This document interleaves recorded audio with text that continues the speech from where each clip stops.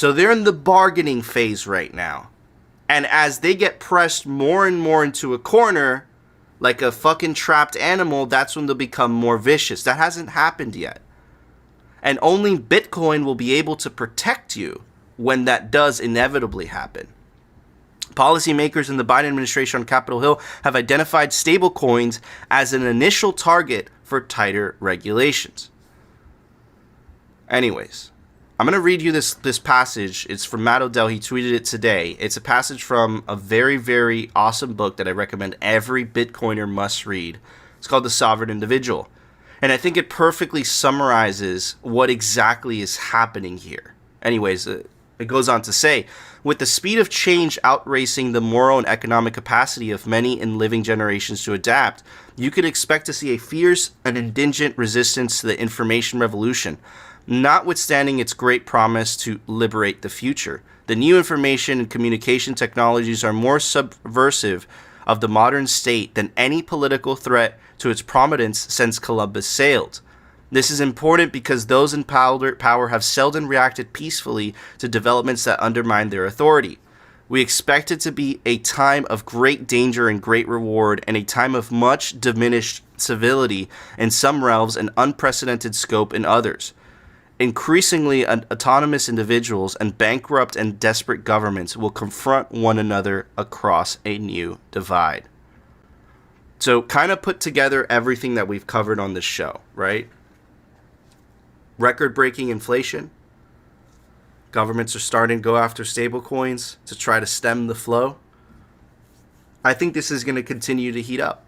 And really the only way you protect yourself from this, the only way that you really find true sovereignty, not false sovereignty that a lot of cryptocurrencies provide you, is by opting out, taking self-custody of your Bitcoin, and you should be running your own node as well, right?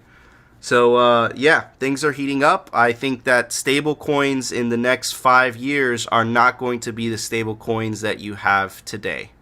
So your only safe haven is Bitcoin, really. Anyways, Phil, what are your thoughts on this?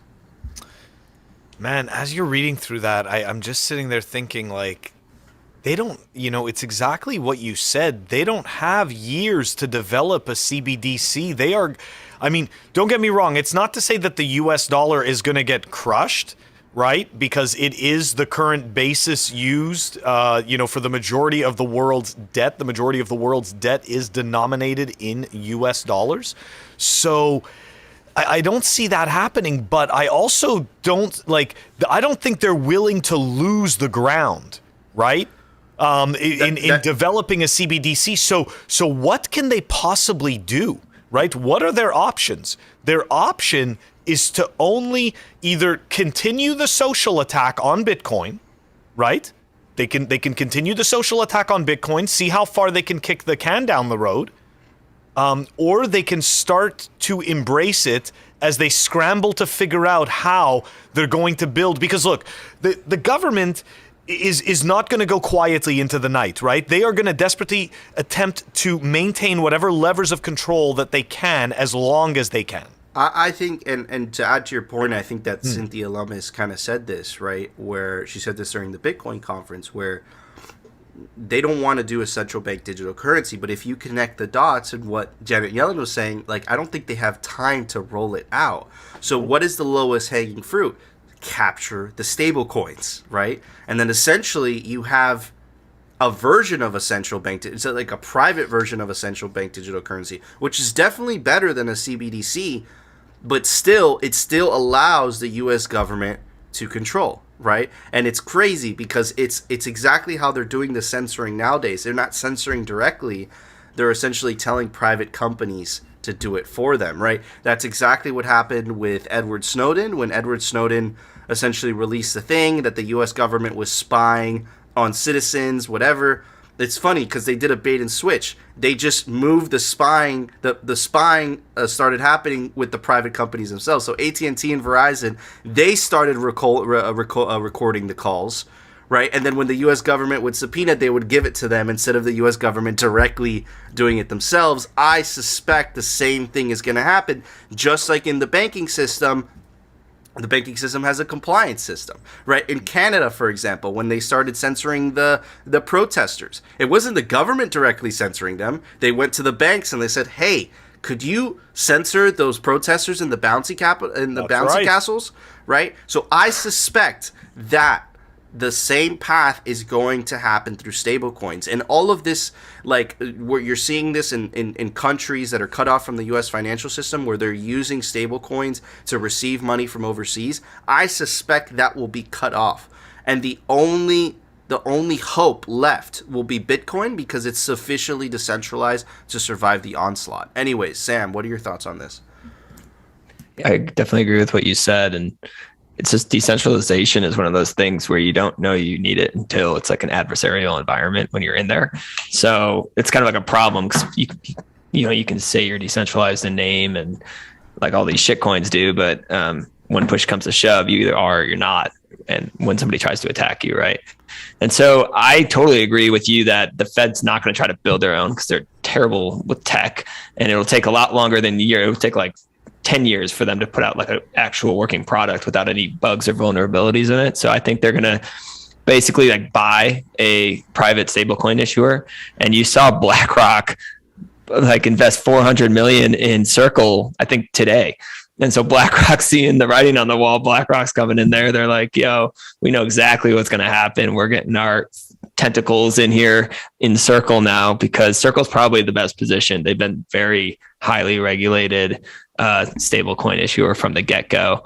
So I see that as the most possible, like plausible solution. And I think the social attacks on Bitcoin's energy usage and its volatility is going to increase. And maybe they'll try to like incentivize use of their CBDC / stablecoin, whatever they want to call it. I don't know, by like offering incentives on like tax breaks or anything to like try to get people to buy their shitcoin instead of Bitcoin, because, Bitcoin wins out on its monetary property. So they have to basically incentivize some other way, like, hey, you can eat extra meat this month or something. Like, I don't know what they're going to do, but that's kind of what I see happening. If you behave, you can get a portion of meat this month. But yeah, dude, it's just... Yeah.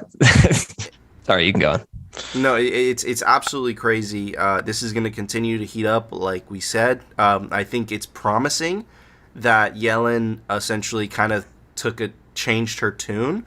But again, don't get too excited. There's a reason they're doing that. And again, I think it's because they're not fully prepared, and they don't have the political support to perhaps roll out a CBDC. But like I said, they're in the bargaining stage. So what they're going to try to do is essentially make the stablecoin an extension of the existing exclusionary financial system that we have today. But anyways, Phil, yeah, it wasn't. Go ahead, Sam. No, can I just have one more thing? I just think like, I don't think Jenny Allen, she might look like a nice grandma, but she has definitely ulterior motives going on here. But I do think that's the first time she said the word Bitcoin. That's why I was like, usually it's like digital assets or crypto. I think that's like the first time she said it. And it seems like from the Biden executive order, where he like told everyone to basically research this stuff. I think that was like 3 weeks ago or something, but we can expect like more education to come through, and these politicians are going to start to become a little more educated on the entire space.